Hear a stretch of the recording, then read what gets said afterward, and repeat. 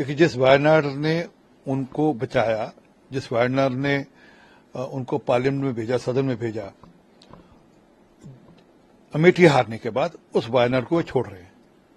दिखता है कि किस प्रकार की मानसिकता है। और वायनाड सीट के बाद रायबरेली की घोषणा तब तक नहीं की जब तक वायनाड का चुनाव नहीं हो गया था। इसका तो वायनाड की जनता के साथ धोखा कर रहे थे, उनको धोखे में रखे रखा और अब उनको धोखा दे दिया है। और प्रियंका गांधी कह रही हैं कि मैं बहुत खुश हूं।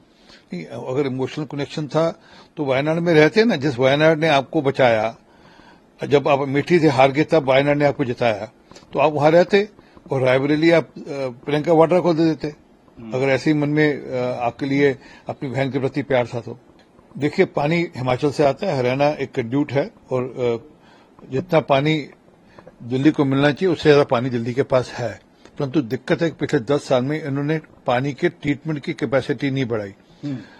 दिल्ली में पानी की ट्रीटमेंट की कैपेसिटी 1000 एमजीडी की है, जबकि पानी 1300 एमजीडी मिल रहा है।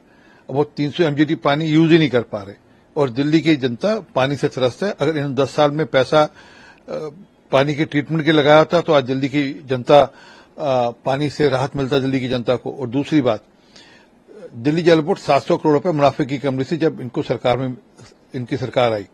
आज वह 7000 करोड़ रुपए की घाटे की कंपनी हो गई है। उसका जवाब दें।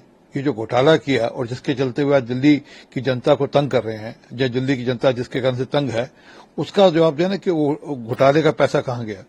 ये उनका अपना निजी विचार है। मेरा मानना है कि चुनाव जीतने तक जो भी खींचातानी हो, एक बार आप चुनाव जीत जाएं तो आप पूरी लोकसभा क्षेत्र के, जिस क्षेत्र को प्रेजेंट कर रहे हैं, उस क्षेत्र के सब लोगों के लिए चिंता करना आपका काम है। देखिए, प्रधानमंत्री जी पोप को मिले थे, उसके बाद केरल कांग्रेस ने उपहास उड़ाते हुए जीसस क्राइस्ट का उपहास उड़ाया। अब उनको गलती का एहसास हुआ, परंतु गलती तो बहुत बड़ी करी है।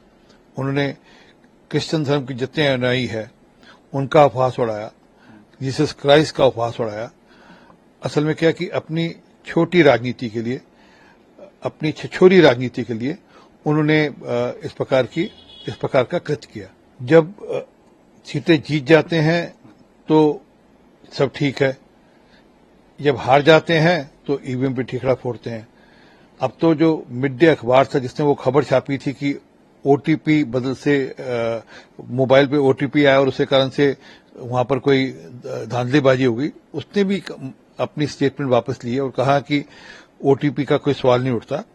ये मामला सीधा सीधा इस बात का था कि जो व्यक्ति अंदर काउंटिंग एजेंट था उसके पास एक मोबाइल फोन था और वह किसके कहने पर अंदर भेजा गया, उन दोनों के खिलाफ एक्शन हुआ और पुलिस उसकी जांच कर रही है कि मोबाइल फोन बिना मर्जी के या बिना इलेक्शन कमीशन की परमिशन से कैसे अंदर ले जाया गया। दीपेंद्र हुड्डा हो या कांग्रेस पार्टी हो, लगातार अफवाहों के सिर पर देश को भ्रमित कर रही है, युवाओं को भ्रमित करने की कोशिश कर रही है। सच ये है कि किसी प्रकार का कोई भी सर्वे, इंटरनल सर्वे आर्मी ने नहीं कराया।